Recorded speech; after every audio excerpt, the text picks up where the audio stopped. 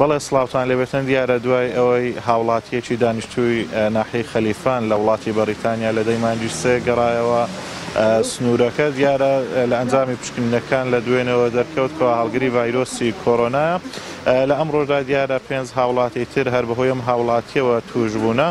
من بۆ زانیاری زیاتر و قسەکردن لەسەر کەرەنتینەکردنی ناحیەی خەلیفان ئەچمە لای قایمقامی قەزای سۆران کاکرمان زۆرەگرم. کاکرمان سڵاوت لێبێتن ئەگەر ئەو ڕێکارانەمان بۆ باس بکەیتەوە ئەگەرتون تانەبەر بۆ کەرەنتینەکردنی ناحیەی خەلیفان. ناحیەی خەلیفان بەداخەوە بۆ حاڵەتە بۆ 6 بۆیە ئەمە مەترسیەوەمان هەیە زیاتریش بن. ئێستا لیژنێکی غورفەیەکی عملیاتی فراوانمان کردو لێرە بەسەر پەرشتی بەڕێوەبەری ناحیەمەش بۆ خۆمان لە سۆران متابعەیانەکەین دەگەڵ پارێزگای هەولێرێ و تیمەکی تەندروستی تایبەتیش لە هەولێرە هاتووە بۆی کە هەم دەوروبەری ئەو ماڵانە پشکنین کە نزیکن لەوان هەم هەندێک سیمپڵی عشوایی شوەر بگرین بتوانین داخۆ بزانین چه حاڵەتەکە تا چەند بەرکەوتە هەیە لە خەلیفان دەرچوون و داخلبوونی سۆران بۆورە خەلیفان لە ئەوڕۆ بەدواوە نییە. داواکەین خەڵک لە ماڵەکانی خۆیان دانیشن بە سیارە جوڵە نەکەن بە شێوەیەکی گشتی و هەتەنا داوان لێکن زیران نستن ناو ماڵی زیران چونکە حاڵەت هەیە لە خەلیفان بۆی دەبێت ئەوە هاوکاری خۆمان بکەن. بۆ بەنسبەتی ڕێگاری ڕئیسی سۆران هەولێر حاجومەران هەولێر ئەو ڕێگایەک لە کەمەربەندەکەی خەلیفان کراوەیە.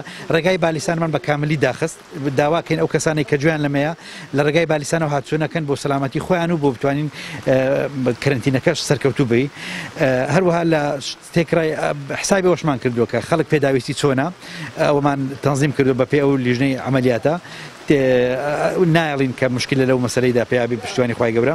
هەروەها ئەگەر کەسێک هەستی بە حاڵەتێک لە نەخۆشیەکان کرد پەیوەندی بە 122 بکە 122 بۆی بتوانین بە پەلە چونکە تیمێک تەندروستی تایبەتمان لە نەخۆشخانەی خەلیفاندانەوە بۆ تەعاملکردن لەگەڵ حاڵەتانە. کاکرمان جگە لەو 5 هاوڵاتی شترتان کەرەنتینە کردووە لە ئێستا؟ بەڵێ 29 کەسمان دوێنێ کەرەنتینە کردبوون لەو 29 ئەو 5 کەسە دەرچووە.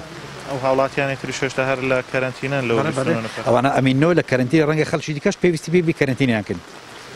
زۆر باشە. هاوڵاتیان پرسیاری ئەوەکەن ئەم هاوڵاتیە چۆن کەرەنتینە نەکراوە هاتۆتە ناحیەی خەلیفان کە لە وڵاتی بەریتانیا گەڕاوەتەوە؟ ئەو لەیەکی سێ هاتوتەوە لەیەکی سێ سیستەمی کەرەنتینە دەست بەکار نەبوو لە کوردستاندا کە بە پشکنینە ئاساییەکانی مەتاڕیدا تێپەڕێت ڕۆیشتووە و لەو ماوەی ئەو مانگەی کەماوەتەوە هەستی نەکردو کە نەخۆشە یان ئەو عرازانەی کە پێویستن لە نەخۆشیەکەدا نەبووینە لەوە ئێستاش تا ئێستاش نی هەستی بە نەخۆشی و تا و وەکەڕێن حساسێتێکیان کۆخێک شتێکی وە بێنگتەن بوونێک نەکردووە بۆیە هەستی نەکردووە. دوای ئەوەی کە بەڕێز وەزیری تەندروستی داوای لە خەرچی کرد ئەوانەی لە بەریتانیا هاتوون لە یەکی مانگیشەوە پەیوەندی بکەن و خۆیان فەحسکەن ئەو چۆ خۆی فەحس کردووە لە نەتیجە لێ دەرکەوتەوە. زۆر سپاس بۆ کاکرمان عەزەت قایمقامی قەزای سۆران کە زانیاریەکانی پێدان. بڵێ دیارە ناحیەی خەلیفان لە ئێستادا بە تەواوەتی کەرەنتینە کراوە و هاوڵاتیان ڕێگان پێ نادرێتن تەنها ئەگەر بۆ کاری پێویست نەبێت بێنە دەرەوە.